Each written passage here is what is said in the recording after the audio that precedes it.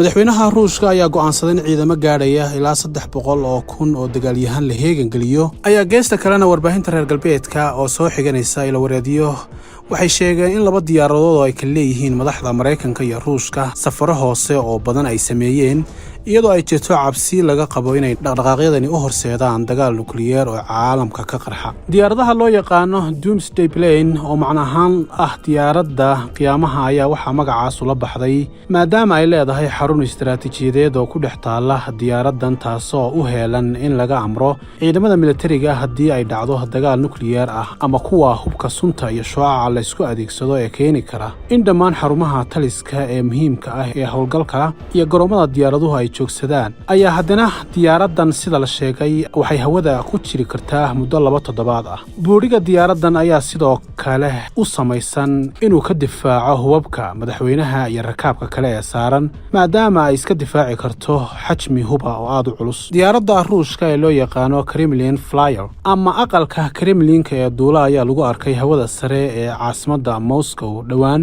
taasoo ah fariin digniin ah oo ka timi madaxweynaha Ruushka Vladimir Putin oo ah inuu qorsheynayo inuu rido dagaal nukliyeer ah tano haddii ay dhacdo u horseedi karta dunida in khasaare ba'an u soo gaaro. Diyaaraddan lagu magacaabo Doomsday ee madaxtooyadu leedahay ayaa la arkay iyadoo oo dul maraysay duleedka magaalada Moscow iyadoo ay sii kordhayso cabsida laga qabo in madaxweyne Putin uu taabto batoonka isla markaana uu furo dagaalka nukliyeerka quwadaha adduunka. walwalka ay qabaan reer galbeedka ayaa ah in diyaaraddan aan la arkin tan iyo xilligii Soofiyeedka isla markaana dadka qaar sheegayaan in soo laabashada diyaaraddan ay hadda fariin u tahay in madaxweynaha Ruushka Putin uu doonayo inuu digniin u diro reer galbeedka. Bishii May ee sanadkii la soo dhaafay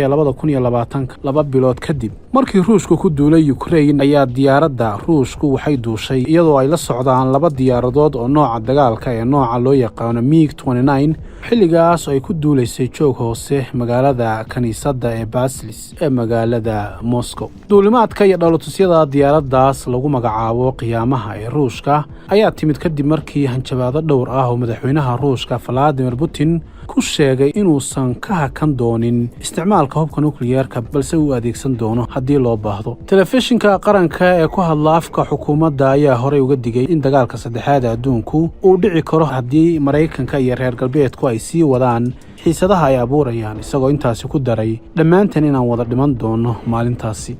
haddii uu dhaco dagaalka nukliyeerka waxaa jira laba dawladood oo kaliya Mareykanka iyo Ruushka kuwaas awood u leh inay diyaarad ku qaataan oo hawada ku sii hayaan madaxtooyada iyo saraakiisha muhiimka ah ee militariga si aysan waxyeelo u soo gaarin baa la yidhi iyagoo ugu talagalay inay sidaasi ku xakameeyaan xaaladda. Mareykanka ayaa diyaaradda Boeing B-4 u isticmaala diyaaradda howlaha degdega ah ee la xiriira madaxtooyada halka Ruushku uu isticmaalo diyaaradda gudaha dalkiisa lagu sameeyo ee Ilyushin 280 arrimahaasi sida lagu baahiyay warbixin uu soo saaray wargeyska Interest Engineer. Wargeyskan waxa uu sheegay in diyaaradda qiyaamaha lagu magacaabo ee Ruushku ay Putin u ogolaan doonto inuu sii maamulo dalkaasi inta uu socdo dagaalka nukliyeerka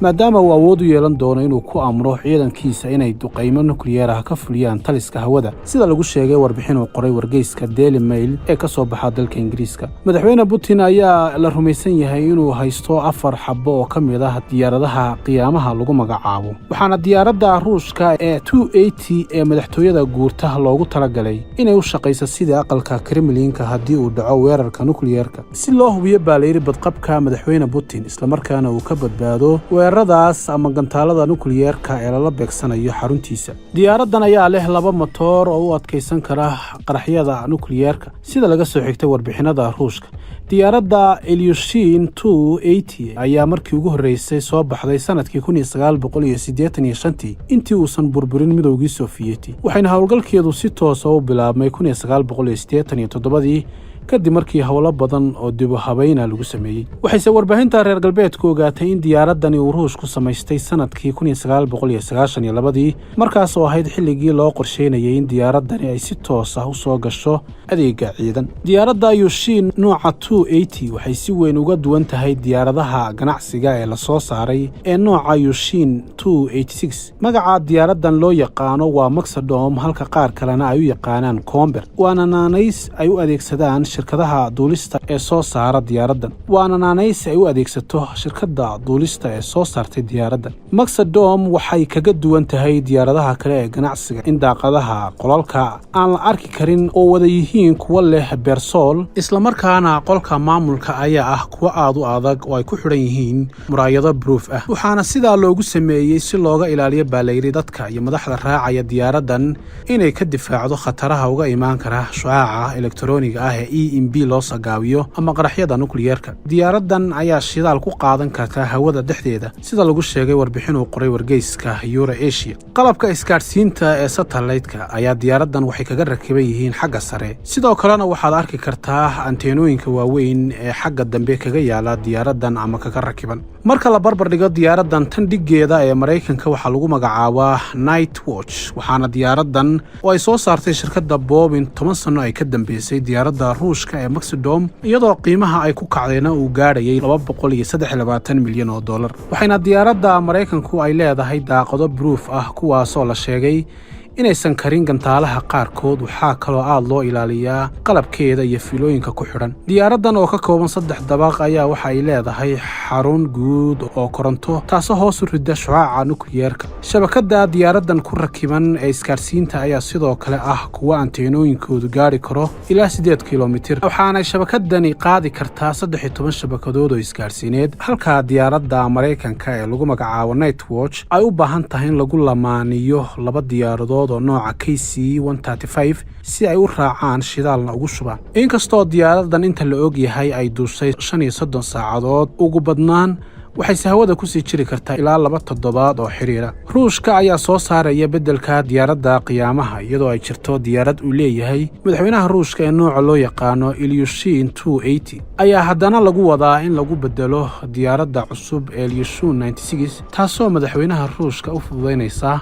howlo badan oo dhinaca dagaalka nukliyeerka ah. sanadkii horena waxaa la sheegay in dowladda ruushku ay samaynayso ilaa 2 diyaaradood oo cusub oo loogu magac daray qiyaamaha si ay u daabulaan hogaamiyaasha ugu sarreeya militariga iyo siyaasadda dalka haddii uu dhaco weerarka nukliyeerka. ilawareedyo ka tirsan warshadaha militariga ruushka ayaa sheegaya in qaybtii ugu horreysay ee diyaaradahan oo leh xarun maamul islamarkaana iyadoo hawada sare la marayo laga maamuli karo, waxaana diyaaraddan ku socda baalayri horumarin xoogan, balse lama oga wakhtiga ay si toos u howlgeli doonto. warar amni oo hoose oo laga helay laamaha kala duwan ayaa sheegaya in mid ka mid ah 4 diyaaradood ee Doomsday ee nooca Ilyushin 280 sanadkii 2020 la jabsaday oo la xaday xilli dubahabayn loogu sameynayay magaalada Tagarnog ee dalka Ruushka ee ku taala badda Azov. waxaana la sheegay in 39 ka mid ah idaacadaha diyaaradda la xaday. qalabkan ayaa waxaa ku jiray qalab qaali ah oo ay ka mid yihiin dahab iyo weliba qalab kale oo qaali ah oo ku samaysnaa diyaaraddan, kuwaasi oo la filayo